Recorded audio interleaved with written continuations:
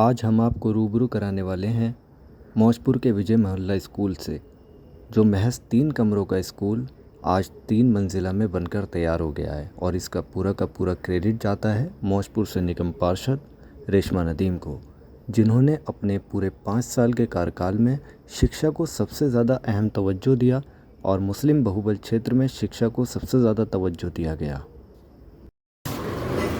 हमारे साथ हैं नदीम अहमद, जो मौजपुर वार्ड से निगम पार्षद हैं, मौजपुर जाफराबाद वार्ड से। नदीम भाई, सबसे पहले तो आपको बहुत बहुत मुबारकबाद कि आपने वो काम करके दिखा दिया जिसके लोगों को उम्मीद नहीं थी, जो बहुत मुश्किल काम थे।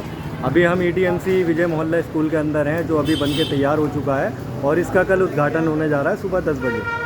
तो इसमें कुछ चीफ गेस्ट हैं जो आने वाले हैं। पहले हम उनकी लिस्ट आपको दिखा देते हैं, जिसमें दुर्गेश पाठक, जो आम राष्ट्रीय प्रवक्ता है आम आदमी पार्टी के, ये मुख्य अतिथि हैं। उसके साथ और भी बहुत सारे हमारे मेहमान हैं।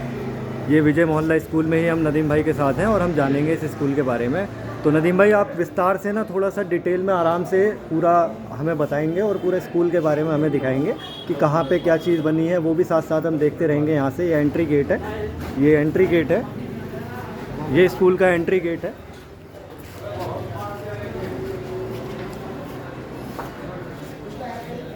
यहाँ से तो अब हम नदीम भाई के साथ जानेंगे इस स्कूल के बारे में और हमें दिखाएंगे। चलिए नदीम भाई, अंदर चलते हैं। अस्सलाम वालेकुम। आप ये विजय मोहल्ला मौजपुर स्कूल में हैं, जो पहले मात्र 3 कमरों का स्कूल था, जिसके अंदर एक क्लास के अंदर 2 क्लास बैठा करती थी और रोड पर 2 बोर्ड डिवाइड होकर रहता था। तो आज अल्हम्दुलिल्लाह ये 3 मंजिल बन के स्कूल तैयार है और कल जो है जनता की खिदमत के लिए सुपुर्द कर दिया जाएगा। तो इसकी कहानी बहुत लंबी है। ये बहुत पुराना स्कूल है इस इलाके का। 1961 से बताया जाता है कि 1961 का इसका इतिहास है। उससे पहले ये टेंट में चलता था। सन 90 के आसपास आके इसके अंदर 3 कमरे बनाए गए, जिससे इसकी दुर्दशा और ख़राब हो गई। जहाँ टेंटों में तो 5 टेंट लग जाते थे, लेकिन 1990 में आते आते इसके अंदर 3 कमरे बनाए, तो उससे दुर्दशा इतनी ख़राब हो गई कि एक क्लास के अंदर 2 क्लास बैठने लग गई। तो उसके बाद क्या हुआ, धीरे धीरे 1997 से निगम पार्षदी स्टार्ट हुई। तो 1997 से 2 में पार्षद रहे, 2 से 7 रहे, 7 से 12 रहे, 12 से 17 रहे।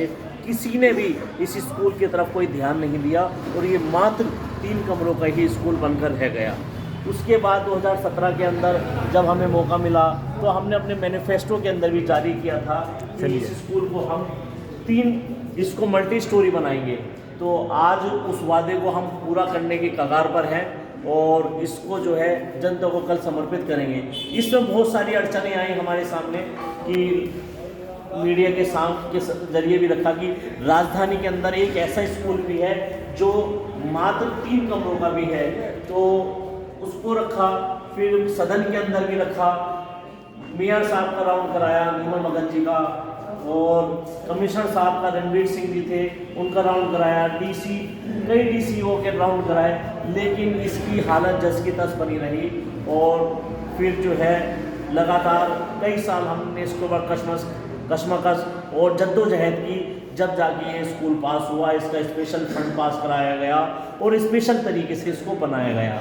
आज ये अल्हम्दुलिल्लाह 3 मंजिल बन के आपके सामने तैयार है और आज ये प्राइवेट स्कूल की तरह तैयार है। आज ये सरकारी स्कूलों की तरह नहीं, ग्रेनाइट के पत्थरों के साथ इसकी दीवार हमने तैयार कराई है। स्टील के गेट लगे हुए हैं इस स्कूल के अंदर। स्कूल के अंदर स्टील के गेट लगे हुए हैं और जो टॉयलेट बाथरूम है आज प्राइवेट स्कूल की तरह वेस्टर्न टॉयलेट भी है और जो देसी टॉयलेट होती है वो भी है। और 9 कमरों के साथ आज जो है मौजपुर की जनता के लिए समर्पित सुबह को होने जा रहा है। और ये बहुत ही बड़ा काम जो है मैडम रेशमा नदीम ने और हमारी टीम ने, जितने भी हमारे साथ सहयोगी थे, क्योंकि कोई लेटर बनाता था, कोई उस लेटर को लेके जाता था, कोई कभी किसी डिपार्टमेंट में लेके जा रहा, कोई, तो बहुत सारी टीम वर्क था। और इसमें इंजीनियर का भी बहुत बड़ा सहयोग रहा कि शुरुआत में तो थोड़ा सा कई इंजीनियर ने परेशान किया, लेकिन फिर एक बार जब इसकी नींव बन गई, अल्लाह से इसके लिए रोके भी मांगा गया कि अल्लाह ताला इस स्कूल को बनकर तैयार कर दे। हमारी लिए बहुत शर्म की बात थी कि 3 कमरों का स्कूल राजधानी जैसी जगह में, जिसमें एक क्लास को डिवाइड करके रखा जाता था। ये जैसा कि नदीम भाई बता रहे हैं, स्टील के गेट लगे हुए हैं काफ़ी शानदार, जैसे कि प्राइवेट स्कूल के अंदर होता है। पूरे अच्छे अच्छे इसमें पत्थर लगे हुए हैं, हेल्प डेस्क हैं जो बच्चों के बैठने की सुविधाएं हैं, या एक क्लासरूम में कितने बच्चे एक बार में बैठ सकते हैं, कितनी हेल्प डेस्क हैं? अभी डेस्कों की संख्या और भी बढ़ेगी। अभी दरअसल में सब्जी मंडी स्कूल के अंदर मेरा ट्रांसफ़र था स्कूल, तो वहाँ से जो हमारा इंफ्रास्ट्रक्चर तैयार रखा गया, उसके अलावा यहाँ पे हम स्मार्ट क्लासेस भी लेके आने वाले हैं, जिसकी वजह से अभी यहाँ पर बोर्ड नहीं लगाए गए हैं। तो बहुत ज़्यादा काम था, लेकिन हम पढ़े लिखे थे, तो पढ़े लिखे जो है पढ़े लिखे वाले काम कर सकते हैं। हमने ये नहीं सोचा कि नाली खड़ंजों पर पैसा बहाया जाए। नाली खड़ंजों पर तो हर 5 साल में पैसा बहाया जाता है, लेकिन एजुकेशन में अब हमने ये स्कूल बन के तैयार कर दिया है, तो अगले 25-30 साल इसी स्कूल के अंदर पैसे लगाने की ज़रूरत ही नहीं है। आपको क्या लगता है अभी एनसीडी का इलेक्शन होने वाला है, क्या जनता इस स्कूल को देख के वोट देगी? नहीं, हमने ये काम जो है वोट के लिए नहीं किया। ये काम जो है लोगों के लिए क्या है, लोगों के भले के लिए क्या है, और वोट का फैसला तो चुनाव में होगा, जो भी जनता लेना चाहेगी। हमने अपना काम किया है, हमने पूरी ईमानदारी के साथ, पूरी निष्ठा के साथ हमने एजुकेशन में काम करके दिखाया है। खाली यही स्कूल नहीं, सब्जी मंडी वाला स्कूल भी हमने जो है जनता को समर्पित किया था, वो भी 2.5 करोड़ की लागत से नया स्कूल। फिर जाफराबाद वाला जो EDMC स्कूल बिल्डिंग वाले के नाम से मशहूर था, उसका भवन जर्जर था, उसको भी रेनोवेशन करके साथ आज वो भी प्राइवेट स्कूल की तरह तैयार है। लगभग इसके बाद 3 स्कूल हमारे वार्ड के अंदर है। अब अगले 25-30 साल एजुकेशन पर मोचपुर वार्ड में 1 रुपया लगाने की जरूरत नहीं है। हमने 1 पीढ़ी नहीं, 2 पीढ़ी के लिए स्कूल तैयार करके दे दिए हैं मोचपुर वार्ड के लिए। इस पूरे स्कूल में लगभग कितने दाखिले हैं और अभी कितने और दाखिले हो सकते हैं, कितनी गुंजाइश बाकी? जब एक क्लास में 2 क्लास बैठ रही थी, तो जब 239 बच्चे थे, और कोविड की वजह से जो है शायद रेशो ऊपर नीचे भी हो सकता है। तो आने वाले टाइम में अब जब नया सेशन स्टार्ट होगा, तो इसमें एडमिशन भी बढ़ेंगे, और हमारे पास यहाँ पे भरपूर रूम्स हैं। अच्छा, एक क्लास यहाँ भी है? एक क्लास यहाँ एक क्लासरूम ये था जिसमें अभी हम गए हैं, एक क्लासरूम यहाँ मौजूद है जिसके अंदर अभी हम जाने वाले हैं। यहाँ भी हेल्प डेस्क है, यहाँ भी डेस्क खुली हुई है, और यहाँ ये जो अलमारी बनाई हुई है, इसमें बुक्स वगैरह रखने की होगी ना? जी जी जी। और ये पंखे भी पहले, ये जैसे पहले 3 कमरों का स्कूल था, जैसा कि इसके बारे में बहुत फेमस स्कूल हो गया है 3 कमरों वाला। ये यहाँ लोग भी बता देते हैं 3 कमरों वाला स्कूल था, बिल्डिंग वाला बन गया। तो ये पहले पंखे वंखे भी यहाँ पे लगे होते थे? पहले एक क्लास के अंदर एक पंखा लगा रहता था। आज ऊपर करके देखिए कि एक क्लास के अंदर हमने 4 पंखे लगवाए हैं, और ट्यूबलाइट की व्यवस्था भी देखिए कि अगर हम रात को भी पढ़ाना चाहें, क्योंकि हम रात के वक्त मौजूद हैं, कि यहाँ पर इतनी रोशनी है कि रात के अंदर ही बच्चा ऐसा लगेगा जैसे दिन है। तो ये मैं इसका यहाँ के टॉयलेट भी दिखाना चाहूँगा, इस तरह से जो है यहाँ पर मतलब साफ सफाई का भी काफ़ी ध्यान है, जबकि अभी तैयार हुआ नहीं है बन के। वेस्टर्न जो है, ये वॉश बेसिन है, ये इंडियन टॉयलेट है।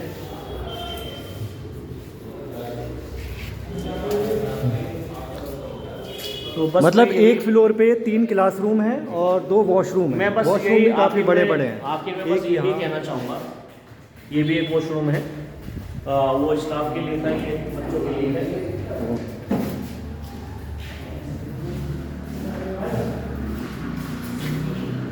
ये वेस्टर्न टॉयलेट है, मतलब 2 वेस्टर्न टॉयलेट हैं और एक स्टाफ के लिए और एक स्टूडेंट्स के लिए। बहुत बढ़िया, आपने वो काम इस इलाके के अंदर करके दिखाया है। जैसे कि दिल्ली के अंदर तमाम निगम पार्षद हैं, वैसे तो आम आदमी पार्टी ने काफ़ी एजुकेशन पे काम किया है, जिसके रोल मॉडल पे बाकी प्रदेशों में भी इलेक्शन लड़ रही है, चुनाव लड़ रही है, लेकिन निगम पार्षद के तौर पे आपने अपनी सरकार ना होते हुए, जैसे कि आप विपक्ष में हो, तो विपक्ष में कोई आदमी अपनी भूमिका निभाने के बाद अगर कोई इतना बड़ा अपने इलाके के लिए काम कर दे, तो उसके लिए बहुत बड़ी सत्ता में हो या विपक्ष के अंदर हो, आप जद्दोजहद करते हैं तो आपको रिजल्ट मिलते हैं। हमने जद्दोजहद की, जिद थी एक स्कूल बनाने की, और आज हमने एक नहीं 3 स्कूलों को संवारा है। एक क्लासरूम यहाँ भी है, ये 3 क्लासरूम हैं।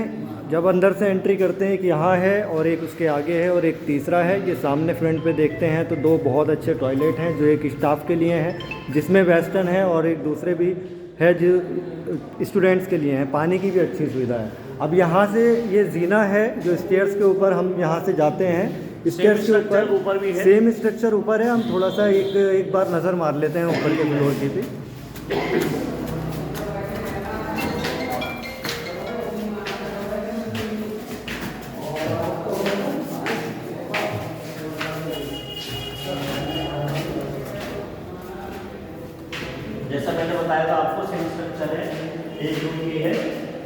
नेक्स्ट है, फिर उससे नेक्स्ट रूम है, वही से नीचे की तरह स्टाफ वॉशरूम है और बच्चों के लिए वॉशरूम है। यानी कि जितने स्टूडेंट्स इस स्कूल में पहले थे उससे अब 4 गुना ज़्यादा स्टूडेंट्स इसी स्कूल में दाखिला ले सकते हैं और पढ़ इससे सकते हैं। ऊपर फिर फ्लोर है।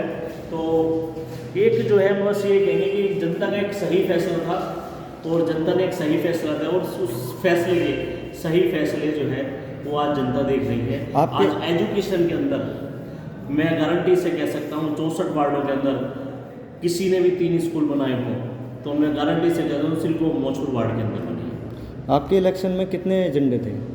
हमारे उसमें इलेक्शन के अंदर बहुत सारे एजेंडे थे जिसमें से एजुकेशन सबसे ऊपर था और एजुकेशन के अंदर हमने जो है 90% नहीं 80% नहीं, हमने 100% अपना एजुकेशन में दिया और 100% रिजल्ट दिया। आपका मुस्लिम बहुबल क्षेत्र है, उसके हिसाब से आपको क्या लगता है कि यहाँ पे एजुकेशन की ज़रूरत है? जिसके हिसाब से आपने यहाँ स्कूल बनवाया, 3 कमरों के स्कूल से आपने, क्योंकि आपके अगर कामों में देखा जाए तो एक जाफराबाद में जैसे स्कूल आप बनवा रहे हैं, बनवाया है आपने, और एक यहाँ और एक सब्ज़ी मंडी में, तीनों आपने स्कूल के ऊपर ही फोकस किया, उसके पीछे क्या कोई ख़ास वजह?